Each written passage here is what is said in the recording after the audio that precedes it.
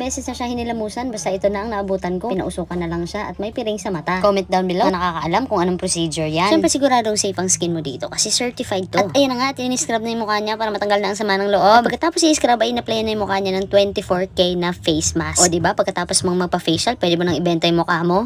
At ayun na nga, at kinuryente na yung mukha niya ng clear na kutsara. Ang tanggal daw ng germs yan. Ayun no, napapangiti si Jasmine no. Yan yung tinatawag na cold hammer. Malamig na martilyo. Sabi niya sa akin, yan daw yung masarap na part kasi sobrang lamig daw sa mukha. Naluluto ka na. Akala ko dito, minamicrowave na siya. Anong tawag dito, madam? PDT. Pang ano naman to? Pang-produce ng collagen. Ano yung skin mo na mag-produce ng collagen?